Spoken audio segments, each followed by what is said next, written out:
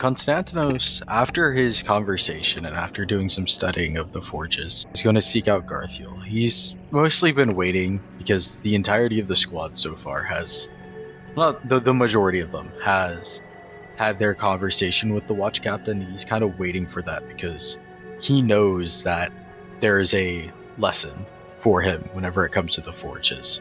And he doesn't want to quite start forging anything for himself or August until that point comes around. So where would Garthiel be? You can take a guess. The fighting arena. So fighting pits. We only fight in pits. We're not fancy enough for an arena. Still in power armor, Konstantinos is gonna peer into the pits to see exactly what Garthiel is doing, if he's currently busy with anything. Garthiel's actually sat on the edge of the pit in deep thought. Brother Garthiel, I thought it would be a cold day in hell before I saw you in the pits not fighting. Konstantinos, how are you? How is your arm? Same as it was before. Metal and wire, blessed by the Omnissiah. What of you, though? I've never seen you this... As he kind of just gestures at you, not really knowing a word to describe it because it's so out of character. I am pondering my thoughts, Konstantinos. Perhaps you can enlighten me. Of course, Brother Garthiel. As he'll go ahead and sit kind of right beside you. Garthiel, on his lap, has a little starter terrarium kit. What do I do with this? Where did you get it from? The watch captain produced it. Asked me to cultivate it, as the Midas Saints do. Do I make a grenade? That seems to be more of a question for Sala, who is currently indisposed from what I know of. Last time I saw him, his face was in the ground, per his request. What brings you here, Konstantinos? Well, I've been thinking about several times whenever it's been brought up on why you haven't been squad lead, especially whenever you've asked me on that stairwell. And I've quite bluntly told you my thoughts upon the matter, and I thought I could offer a hand in suggestions and advice now that I've more time for it to marinate in my mind. Your counsel is always welcome, Konstantinos. Tell me, Garthiel, what is the role of a captain in your chapter? The role? Garthiel chuckles to himself. They beat my brothers into submission, ensuring they listen through brute force. I fondly remember the first time I disobeyed and was thoroughly pummeled into the dirt. It was a wisening moment. Is there any more doctrine that your chapter has? More than just running blindly into the enemy, making sure that everything stands in your way is brought down swiftly? My chapter doctrine is as complex as I am, Konstantinos. Just the puzzled look of oh? We do not merely charge towards the enemy. The captains, the ones in charge, they ensure we reach the front lines with wrathful efficiency. Tell me, Garthiel, what experience do you have in that kind of field, the field of assault tactics? Garthiel ponders for a moment. Garthiel takes his helmet off. Garthiel looks up at the ceiling. My chapter's tactics revolve around the Centurion battle suits. They are our line breakers. Yes, I remember reading up on the Grim Warden Centurions. They are legendary. We, without the venerable battle suits, are there to support the vanguard. We arrived via drop pod straight into the fray of the enemy. Shock and awe tactics, essentially. We came out flying, fury like rage you've never seen. We were to hold until the Centurions came. We were to distract the heretics until the Centurions appeared and finish them off. I remember fighting for my life. My brothers, unmatched in combat. As you bring up like kind of just like the term shock and awe tactics. It's just like on the top left of your screen, you just see like Constantinos will remember that. It's like green behind it, so you know it's positive or whatever. Aye, Garthiel.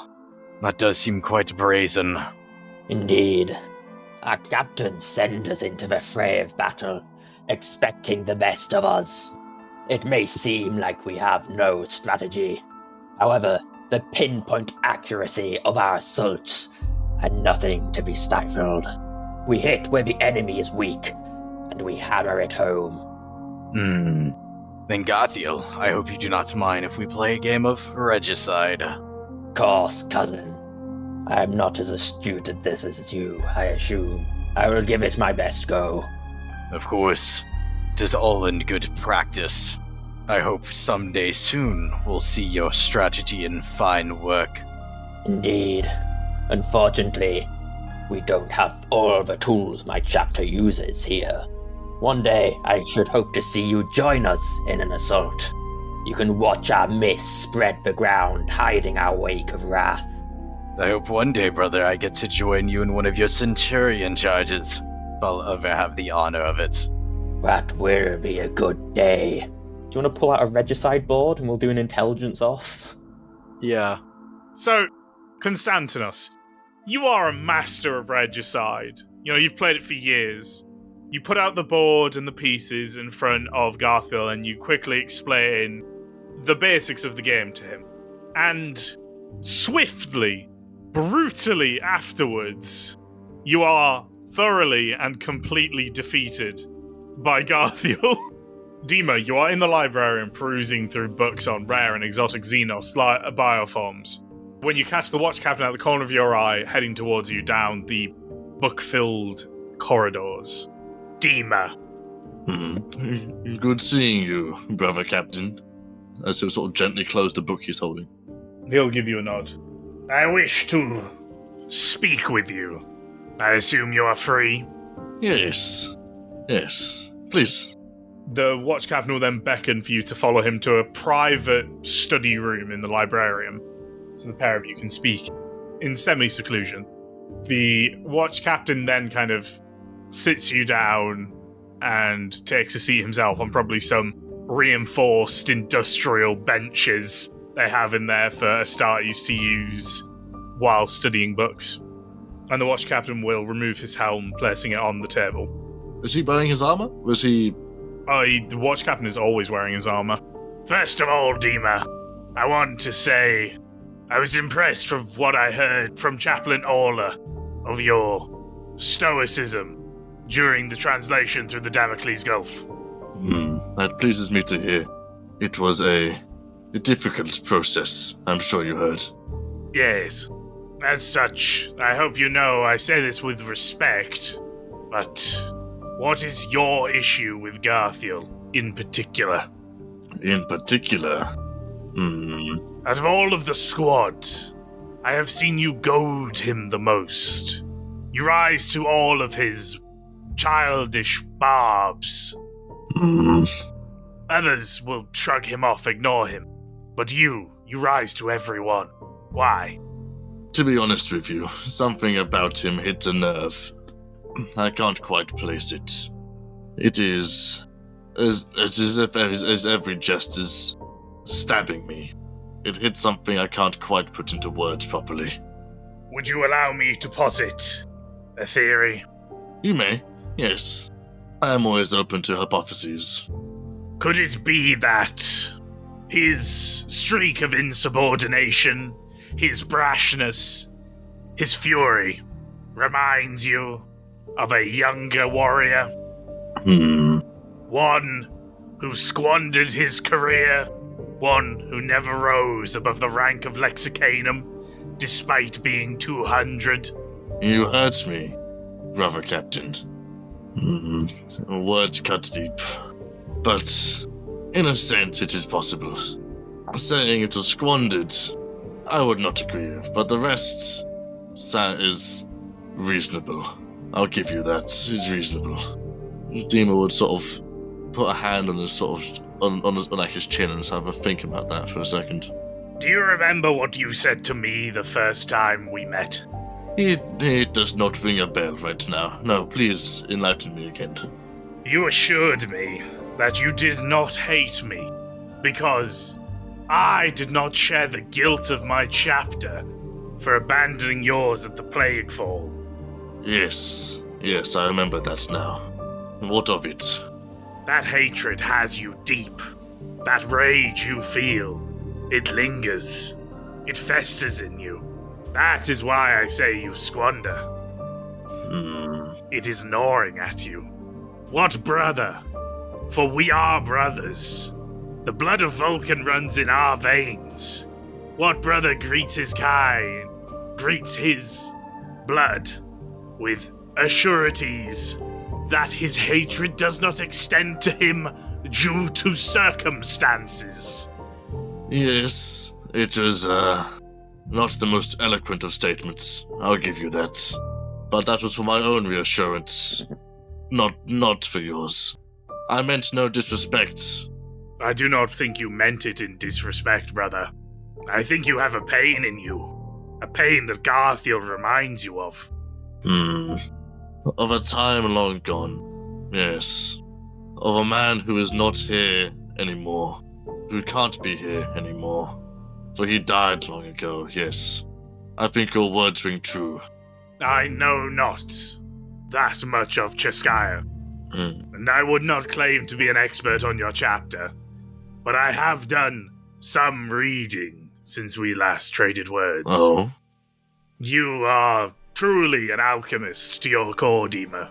You deny the fire, even though it is buried deep beneath the earth, just as your chapter denies its fire by hiding from the sun. I was never much of a poet, but I hope I hope you can siphon the wisdom from my poor articulation. I see the points you are getting at, yes. I appreciate your words of wisdom. That man is still inside you, Dima. You cannot bury the fire. It will still burn. You can only reforge it. That is the only way to truly heal. How can you be so certain in what you say here? If you were not there that day, if you did not see what I saw, how can you say that? Please tell me. Because I have dealt with rage and loss and pain. Because I have served for over 700 years, Dima. Every brother I have known has died in my arms. There is none left in my own chapter who know my name, because I have had to reforge the fire within myself, century upon century, wound after wound, because I know what an old man burying his pain looks like, because I own a mirror. Dima will ponder for a second. Across all of your years of reforging said fire, again and again, as you put, have you ever had a living reminder of your failure recur again and again, both in physicality and in spirit haunt you? The watch captain will raise up one arm and disengage his gauntlets, the extra heavy plating around them falling off, his forearms revealed bare, and through his forearms, fused with the flesh and bone, seeming to have phased through his arm, is chains. Dima will, visibly just be, quite flabbergasted at that. He'll be like, he'll just be very puzzled. Just, you could read his face exactly as what is that? How did that happen? But speechless. When I was first made a watch captain, I and my kill team went to the world of Andorra. It had fallen to the great enemy, chaos, corruption. And at the word chaos, the chairs glow with faint red crackling lines. The cultists there had been empowered. A great ritual of malign taint strengthened them beyond anything we could have prepared for. My brothers and I were captured, made slaves, forced to work in mines like menial serfs. Then, one day, they came for us, bound us in adamantine chains, and took us to be sacrificed to the dark gods. They bound me to an anvil and made me watch as they slit 3 of my brothers' throats in front of me, their bodies twisting and mutating. And then they turned to do the same to me, enacting a rite, fusing me to the chains, warping my skin to the anvil. But I reforged that fire within myself, Dima. I broke the chains. I ripped the anvil from my back, skin and bone, and I beat their leader to death with it, till there was naught left of him but a smear of blood in a crater. We all walk with the painful lessons we have learned from our failures. Every one a constant reminder upon the soul, and some, he flexes the arm, on the flesh, before reattaching the gauntlet covering it. So you have seen some horrors then? Ones you could scarcely hope to imagine, Dima. I underestimated your experience, and for that I apologize. I did not think your perspective could match my own. And you see no mirroring in Garthiel of that, who is so cocksure the Grim Warden's perspective is without flaw. I see no hatred in him, like I carry. He has hatred for his enemy, yes, as we all do.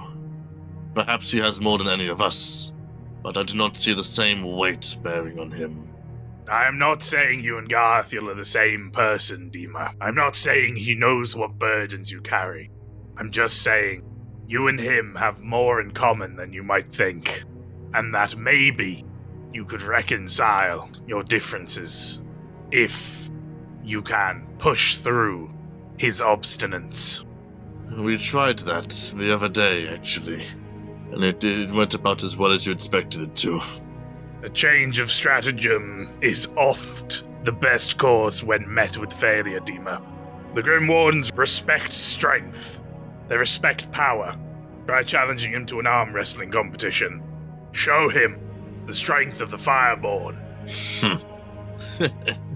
Yes, that was outside of my perspective. Such a simple display would work, wouldn't it? I may do that. Yes, thank you.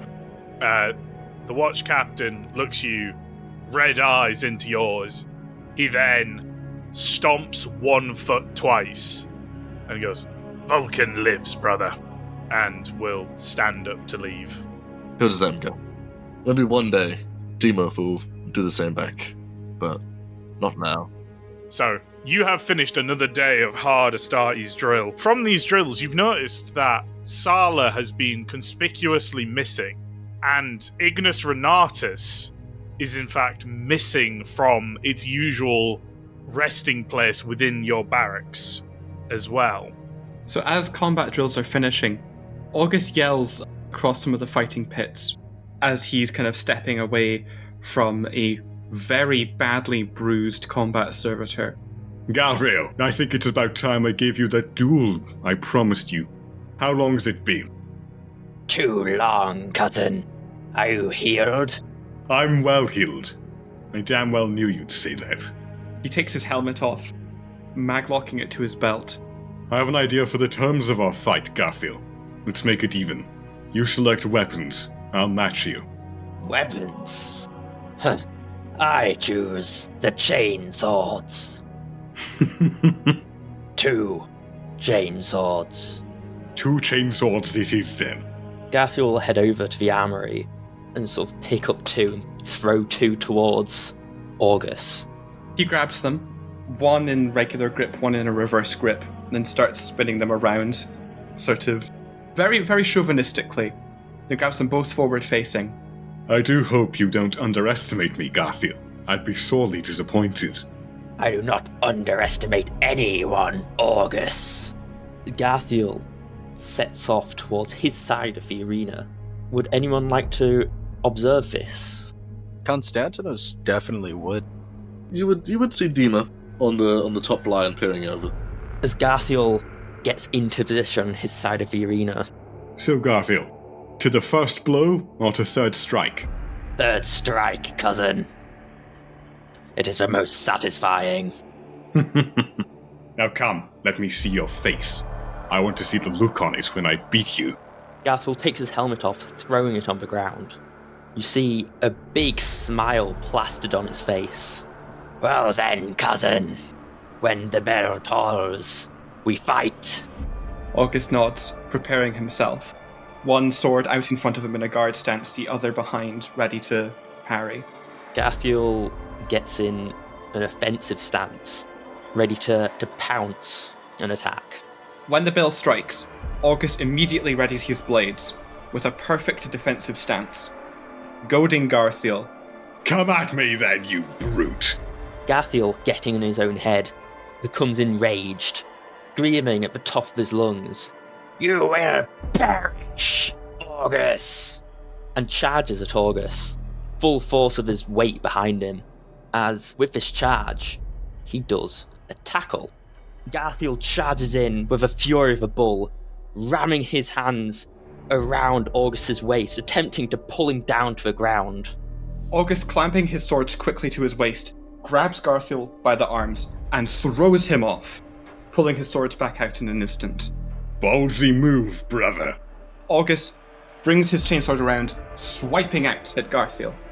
As Garthiel swiftly blocks it with his own, pushing it far away from himself as he prepares for his full-on assault. August smirks and then steps away, getting distance from Garthiel. As you attempt to flee, Garthiel swings his chainsword, right-handing as it scrapes across your chest plate, sparks flying everywhere. August stumbles back, but reasserts his footing and gets a strong stance. Garthiel, seeing August flee in cowardice, charges forward, chainswords revving, bass screaming in fury, as he lunges, full weight behind him. August, ready on his feet, knocks aside Garthiel's blade, finally getting an edge on him. So August triggers something in his armor, and combat stims engage. His body's pumped full of unnatural vigor, and he makes a lunge for Garthiel, trying to swipe him from his feet. So yeah, August will then strike down with the chainsword, taking advantage of Garthiel's loss of footing. Garthiel, suddenly on his back, sees a blade swinging down to his face as he swiftly brings up his own chainsword to block it just in time. Garthiel, knocked prone, goes into a flurry of attacks, striking at August's legs and feet, swinging round in a blind rage. As Garthiel swings wildly, two of his blades missing, while two of them strike August, one being parried. So August is gritting his teeth, convinced that he's about to be taken out of the fight by this flurry, but fends off the last attack that would have spelled end for him. Seeing his chance, he rallies himself and dives down, blades spinning, as he tries to hit Garthiel twice. August brings his blades down. The first scores a raking hit against Garthiel's chest, but the second comes down a second too late. Garthiel rolls out the way, seconds before it strikes the ground. As Garthiel stands up, realizing it's not wise to be on the ground, as Garthiel reaches to wrap his arms around August, the furious assault still reeling in his arm, as Garthiel is swift enough to tackle him wholeheartedly and gets him in a full pin. August will try and force his muscles out to break free. August's muscles bunch up for the one time he needs it, and pulls Garthiel's arms apart. August reels back and kicks out with his foot at Garthiel's chest, and it just passes Garthiel. It's not quite close enough. He tried to mirror Garthiel's way of fighting, but he just did not have a handle on it. As Garthiel, seeing this pathetic punch miss, does a full flurry of attacks. As Garthiel does a flurry of blows, August dodging many of them, one aiming for his head, where he brings up his chainsword to parry it effortlessly. The second chainsword Garthiel wields goes for his left arm. August brings up his shield arm instinctively, for quickly realising there is no shield there, and the chainsword scraping across it sends sparks flying everywhere, and the final hit is done. Ah, damn you, Garthiel. I'll have you yet. Garthiel is fully smiling. He is beaming with happiness. That, Scotton, was the fight of a lifetime. I haven't had that much fun in a while. That was on a knife's edge. August lets out a very heavy sigh. It was invigorating, I must agree. I'll remind myself not to sink to your level next time. Perhaps I can teach you how to. Perhaps you could. I assume people are starting to leave at this point now. You'd see Dima disappear if you saw him before. Constantinus would probably just be writing down key features of the fight, trying to learn from the mistakes and benefits from both sides, not really paying attention anymore. Garthiel puts his hand on Augustus' shoulder. Colin, perhaps you could enlighten me. Following this intense fight, indulge a question I have, if you may. You've earned it, Garthiel. Garthiel sort of ponders for a second. He puts his hand to his mouth, thinking, why do you not select me as squad lead? No, because you're weak. And August is fully ready to parry an attack if it comes in this next second. Garthiel bursts out laughing. That was a good one, but I'm being serious here. Oh, but I am. Deadly serious, Garthiel. Perhaps you can explain in further detail. You are a proficient blade master, Garthiel. Perhaps even a match for my old mentor. But you possess no other strength.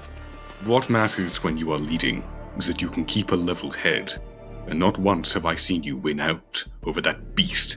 And he prods at your chest, almost accusatorily with a finger, pushing at the armor. You wish to see me control my rage? I wish to see you demonstrate patience, Garthiel.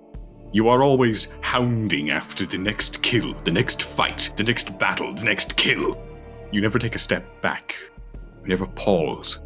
This can be a great feat in a leader, but it is not a feat when it cannot be turned off. Garthiel sort of takes a step to the side, looking off into the distance. I have been told I am a sword, August. That is my way to rule, to lead. I rather think you're two swords, personally, but I can understand. August is kind of walking towards the exit of the arena, if Garthiel's following him. Garthiel follows August. As they kind of begin to pass under the eaves of the pit entrance, August begins to open up a little bit. I was once life ward to a great swordsman. He was a sword. That type of leader, if that's how you put it. His name was Shorin Galwell. I think I've spoken of him only once to you. I recall. I'm glad. After all your boasting about felling that beast, I should hope you recall my story. I remember all the stories. Then I'll take my time with this one. Shorin was a patient swordsman, if you can believe such a thing exists, Garthiel.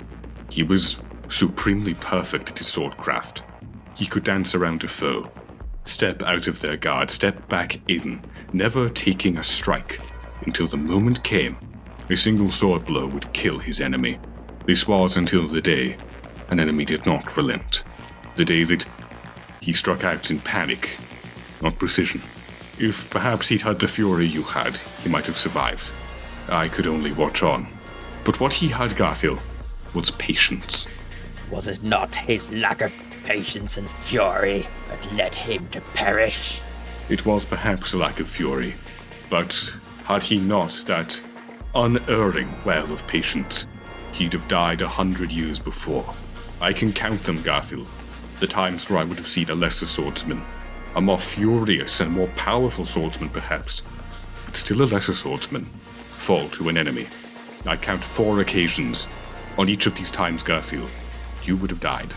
I feel confident to make that assessment, because I have fought you, and although you are undoubtedly better in combat, it was closer than it should have been. You see Garthiel carefully taking in your words, very much into consideration. It is wise words, August. Is patience how your chapter operates? In the broad strokes, you could say, we are precise in our application of force. We are forced to be patient by our way of war. The Moritat demands it. Unfortunately, many brothers from my chapter do not have the gift of time on their side to be patient. But I will strive to be better than them. Perhaps, Garthiel, if they had been patient, they might have earned some more time. Those words hit Garthiel like a ton of bricks, as you see Garthiel turn to August, a face relaxed, but also intrigued. Thank you, Brother August. It is my duty and privilege, Brother Garthiel. Be better. For the Emperor. For him on Terra.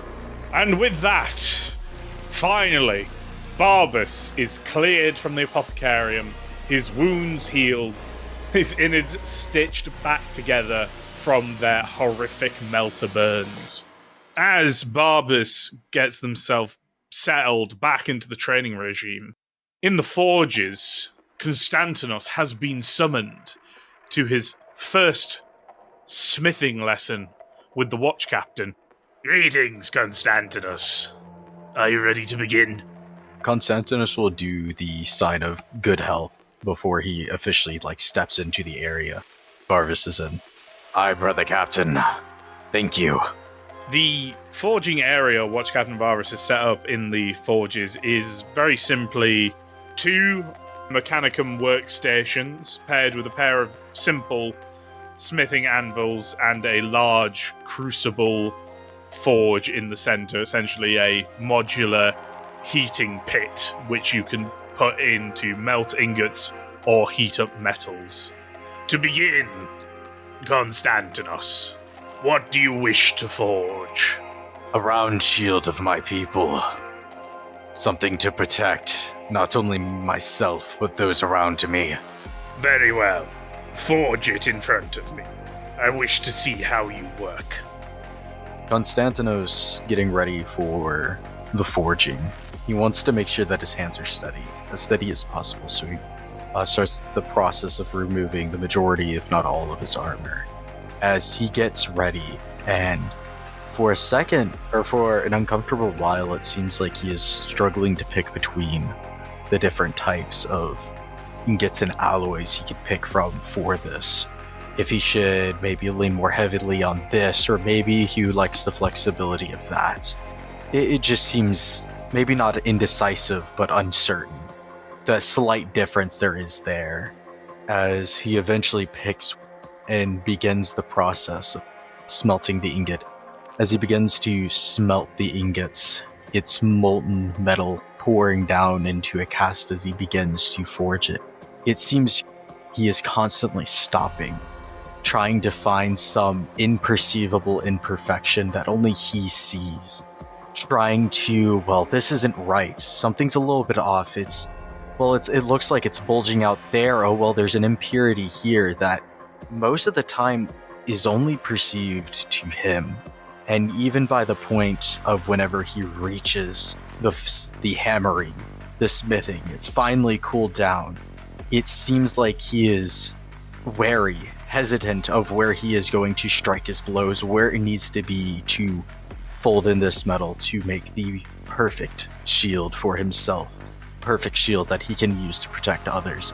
But even then, it does not seem perfect, as the final product after all of this hesitation, misgivings, and doubts is finally completed. The first thing that comes out of his mouth is asking if he can remake it.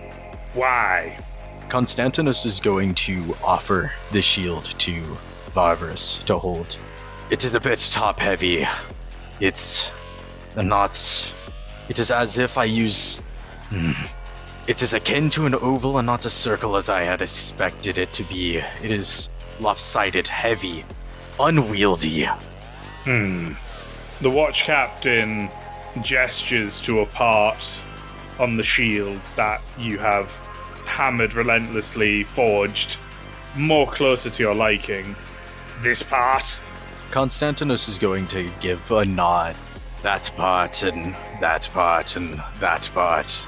As he points to 2 other areas he also specifically spent a lot of time on. These parts are the ones in which you saw impurities in the alloy, correct? Aye, squad lead. It seems I did not have the patience to hammer them all out. The watch captain puts the shield between his hands, holding and bends it, the shield immediately snapping into 3 pieces. He then places the shattered remains of the shield in front of Konstantinos. And what you immediately see is that where the cracks have formed is straight through those areas you've overhammered to remove the impurities. And all the bits you pointed out as imperfect held strong. Do you see? I do believe I do spy on what you're trying to get at, Brother Captain. You do not work the metal into the shape you desire. You work the metal into the best shape it can be. These imperfections are strengths when embraced correctly. Take this ingot of iron. Picks up one. Not useful for more than decoration, but note. He places it down on the Mechanicum workbench, picks up a scanner tool of some variety, passes it over. Extremely high in carbon for its match. More rigid. Brittler, but can hold an edge far better. It would make a fine kitchen knife. He picks up another ingot, this time of adamantium. Now this, malleable, strong. It could make a fine spearhead. But its imperfections here and here. Trace elements of silicon. Could be cracks later. What would you suggest? In a moment of, internal thought, knowing that this is going to be more akin to... He sees this more as a trick question than anything. Not what he would actually think, but he needs to think outside of his own troubles. He needs to think outside of his own box that he's trapped himself in. But as he tries to do so, nothing really comes to his head. It seems the best possible option for it is to either discard it or reforge the ingot. Allow me. The watch captain takes the ingot to the anvil and begins forging it. After a short while, he returns with a spearhead, but of an unusual design. Its head is elongated and has a thin strip connecting it to the base of the spearhead, and the tip is separated. I have worked the silicon here, and he gestures to the connection point, so that when it is plunged into the foe, it will break off inside of it. Leaving shrapnel. Interesting. I have turned the impurity into a strength, into an artifice of design. There is power in imperfections. Konstantinos will kind of move his hand out to his chin and ponder for a second. I see, Brother Captain. Perhaps maybe I could have another go then. The watch captain nods and hands you a alloy bar of ceramite. And I guess Konstantinos is going to try again. This time around, Konstantinos, there is going to be still some subtle hesitation, but maybe less focusing on the impurities that he sees, more so just where he should focus them. Still slow to the hit occasionally, but he has developed an idea using the impurities that he has found, as he's going to mold the shield into not quite to what he wants it to be, but a compromise between what it can and what he wants, bending the impurities outwards to the edges of the shield, making the center harder, but the edges a little bit more shatterful. The goal of this is to be whenever a blade, of course, if it doesn't have power field, a blade, whenever it would strike down into the shield, it will nudge itself just a little bit, getting caught in the metal temporarily, hoping to give him potentially a chance to either counterattack or to at least disarm the opponent with its hot blade as he finishes the shield that he has made. The watch captain nods his head approvingly. An improvement. He picks up, inspecting it. But you are hesitating too much between hammer blows. The shield is brittle, as you have had to heat it up too many times for the forging process. You are losing flexibility due to your hesitation. That part is not a metaphor. Completely. Constantinus is going to give a nod. Well, even then it would be a waste of good metal if I didn't use it or disregarded it. Yes. It is a stepping stone towards truly unlocking your abilities as a smith. Lessons are to be worn with pride. Of course, Brother Captain. If I may request, although, to make one last shield, not for myself, but for Brother Argus. Very well. I will assist you. Aye. So, where is August currently? He'd probably still be in the bunks, surveying a selection of data slates. As you're, reading your little data slate books, enjoying life, Barbus stands in the doorway and just raises his voice enough. August Taylub, if you would accompany me to the fighting pits, that would be much obliged. Yeah, the way he says it leaves little... It's not a question, it's a demand. Very well, Barbus. I shall humor you. August sets down his data slates and, a little bit bemused, follows after Barbus. Barbus is completely silent on the way to the fighting pits, by the way. Not a word. And he kind of walks in front of August. August will follow. He'll be helmetless on the way down, kind of eyeing up Barbus. August is just armored from the neck down. It's worth noting that Barbus isn't in armor either, by the way. He's out of armor. Yes. He's kind of eyeing Barbus, trying to see if anything in him betrays what has gotten into him. August is going to press for a moment. What exactly do you have in mind, brother? I've not known you to be one for hand-to-hand combat besides your wrestling. I have been in the Apothecarian for too long. It is time to see if I am up to snuff. So August is just going to keep needling him with questions on the way there. He's very surprised. So you'll notice on the way there, Barbus is physically coiled like a spring, ready to explode. His shoulders are a bit tense, very wound up. His arms are, incredibly rigid by most standards. It's like a bomb ready to go off. I do hope I didn't offend you before, Barbus. The comment I made. I am unsure of which comment you are referring to, Brother August. This is merely a discussion with my apothecary to make sure I am combat ready. August has a sort of half smile. Of course, brother. He obviously does not believe this for a second. Upon reaching the fighting pits, Barbus turns around and he's just completely deadpan. His face is unreadable. It's like pure Astartes drill. Just, If you would, August, this drill requires no armor. Very well. And he calls for the serfs to take his armor off, which is going to take half an hour or something. There's a half a dozen serfs pouring all over him for a few minutes there, before he emerges swathed in his blue and crimson tabard. If you would, August, this will be a no weapons until submission bout. Very well. I got enough of this from Garfield. He will have his time. I do hope you don't intend to impress me, Barbus, because this isn't going to do it. That is not my intention, brother. This is merely a test run. As obviously both of us step into the ring, Barbus is he's rolling his shoulders, cracking his neck, cracking his one set of knuckles, because I don't think he can crack bionics. While I was in the Apothecarian, Brother August, I was approached by the watch captain. He informed me that I am too stuck in my ways, and that I need to learn to compromise. And so you shall be my starting point. When you came to visit me, and I spoke of your compassion towards mortals, there was something that stuck to me. You laughed when I mentioned it. Elaborate. And as he says that, he rushes forward and attempts to knock down August.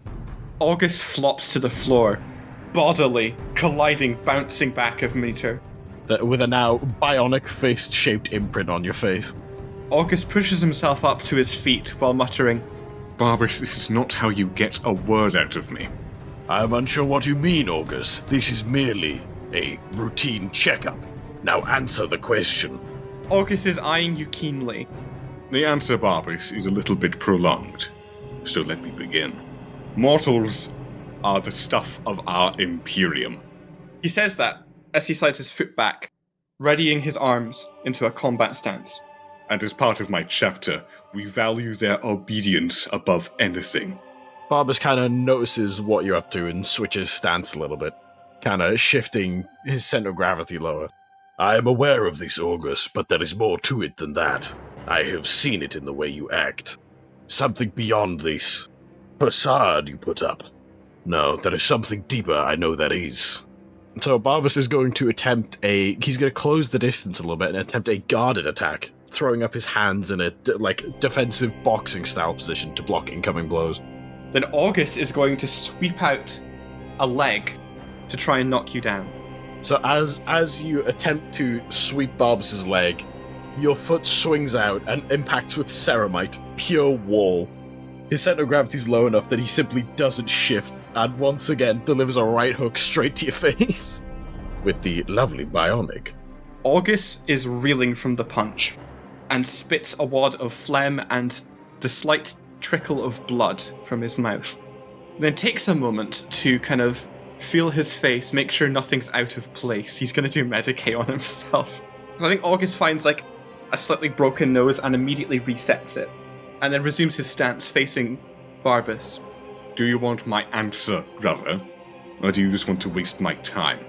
The watch captain said I need more compassion, August, but I don't think he understands your chapter as well as you do.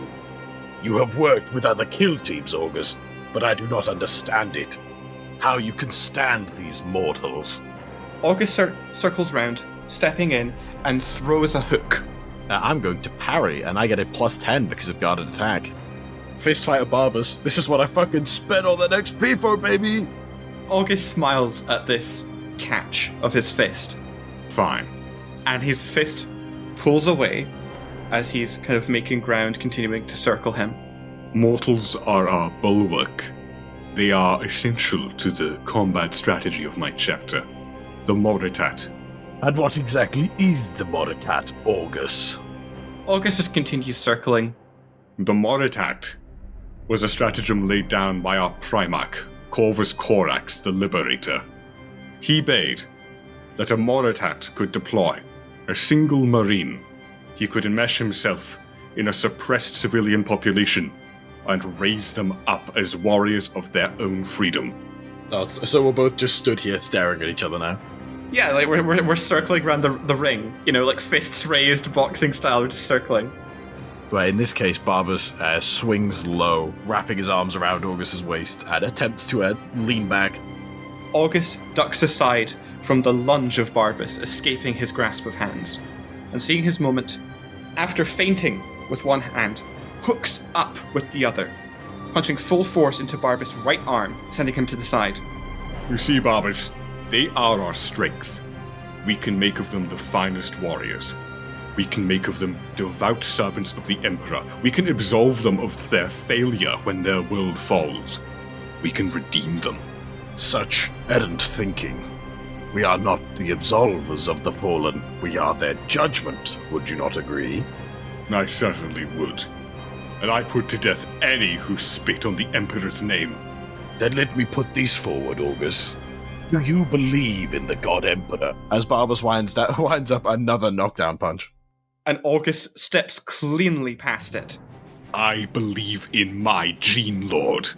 So August steps past him, and having delivered that line, goes to punch him again. Kind of reeling from the punch this time. Sort of quit, the bionic flexing a little, as it's still got a little bit of teething issue from where flesh has melded with metal. Yeah, he responds with, "You would use the God Emperor as a weapon, yet not place your faith in him." As this time, Barbus is going to attempt to feint. So Barbos once again closing the distance. He kind of lifts up his left hand. It's looking like it's going to be a big, schmeaty gut punch, but it stops, catches you out, and the right comes flying out, aimed towards where you weren't blocking. August, seeing this come at the last minute, grabs Barbas's leg and hauls him down to the ground. I hold a great deal of faith in my progenitor, Barbas. Just because I'm not a zealot doesn't mean I don't have faith. And he'll just try and stamp down on you. No feint this time, just an attack. Yeah, August's foot is stopped by Barbas's hands, and then August will step back and give Barbas the space he needs to get up. Barbas is going to attempt to sweep the leg. As August is walking back, Barbas's leg collides with him, and he just staggers back.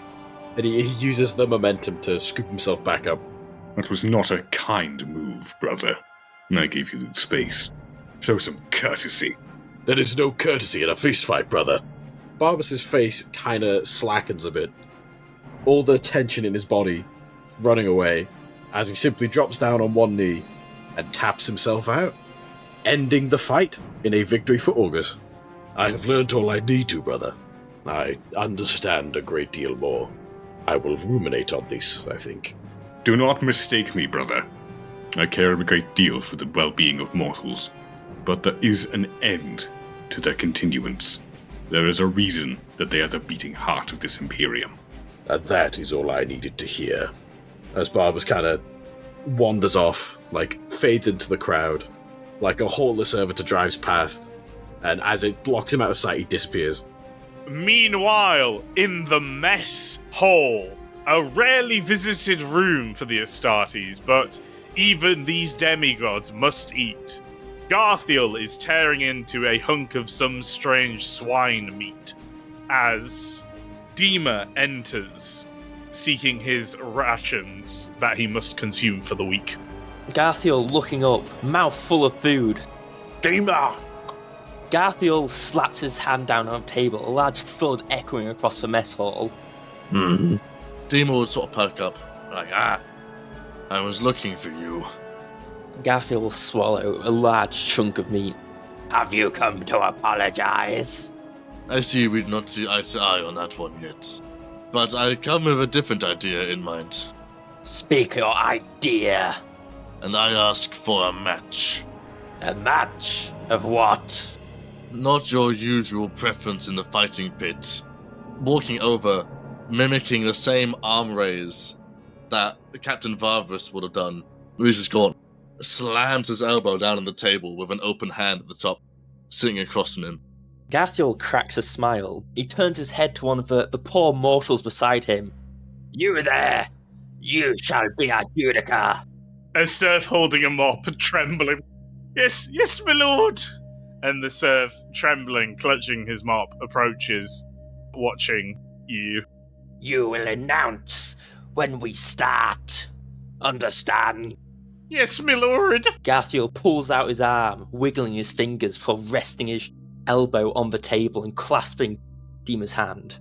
Garthiel locks in, ready for the serfs. Ready. I had a chat with someone who broadened my horizon on this issue. Seemed like a pretty good compromise, doesn't it? This truly does seem like a fun challenge. I often did this with my brothers back on Humbalius. I can imagine. It's not the usual for my brothers, but... Tell me, what is? Start! Squeaks the serf. As their hands lock together, equally matched, as they pull against each other, tension rising in the room. Evenly flexed bicep just... Mining. Resource acquisition, or mining, as you would say. And whoever gets the most, or the most valuable mineral, is often claimed as the victor for the day. That sounds entertaining, cousin. As Garthiel's arm falters just a little bit. Food weighing you down, brother? Tell me, have you ever participated in these mining competitions? Yes, I have. And in 200 years or so, I have a pretty good record, I want to say. Tell me, cousin, What is your record?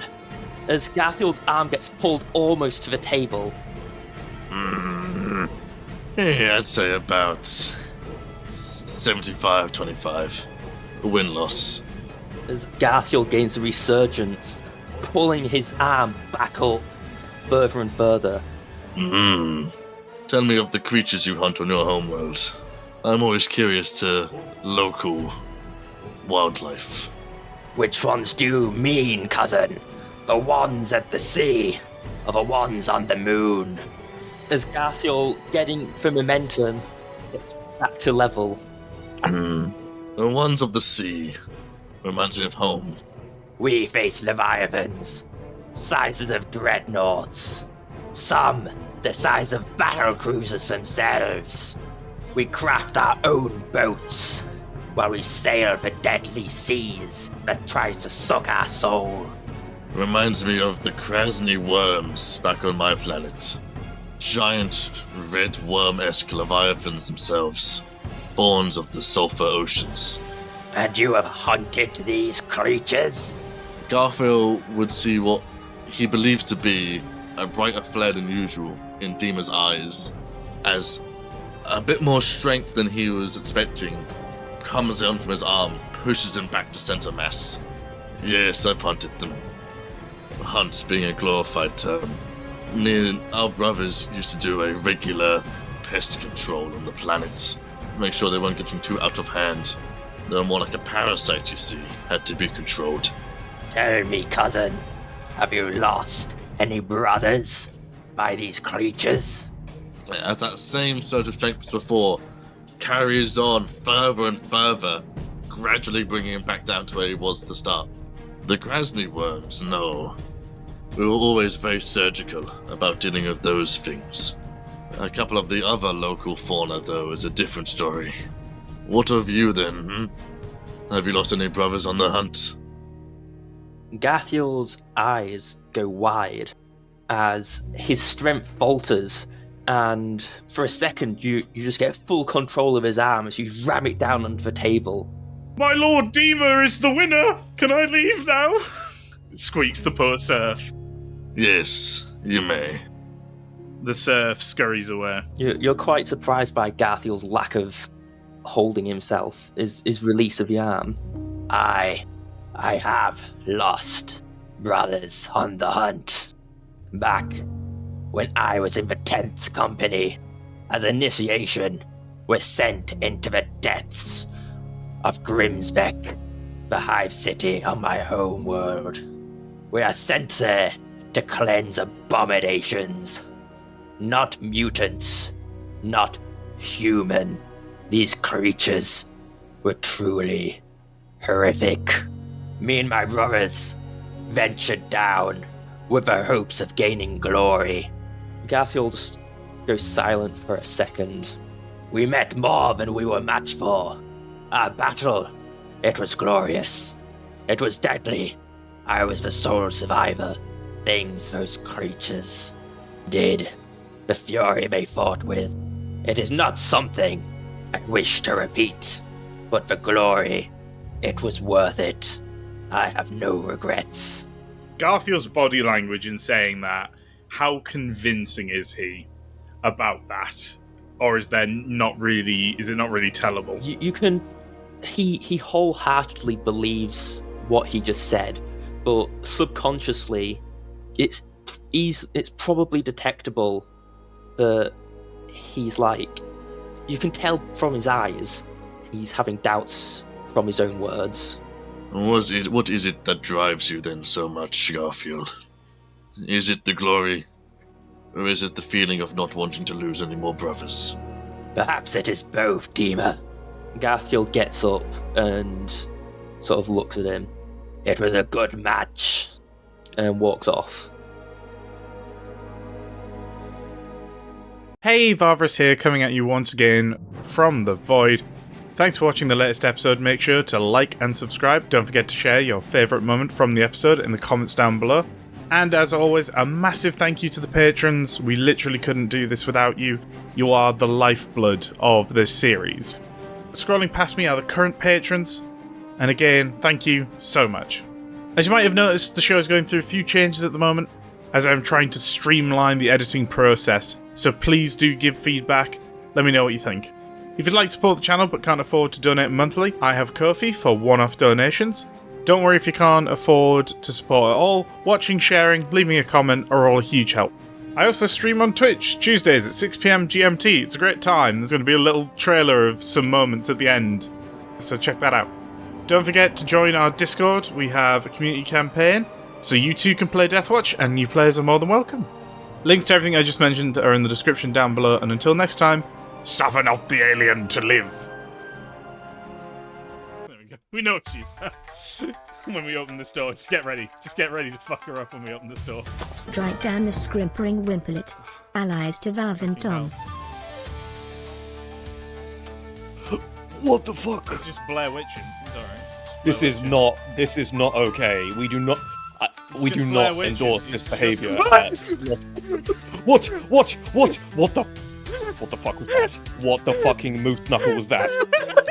Hope you're ready to be styled upon, chat. Get styled on! Get styled on! You goddamn lost!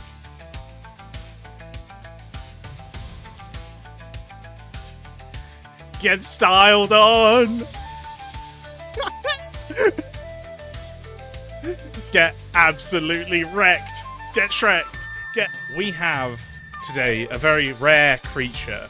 I ventured through the Amazon to acquire.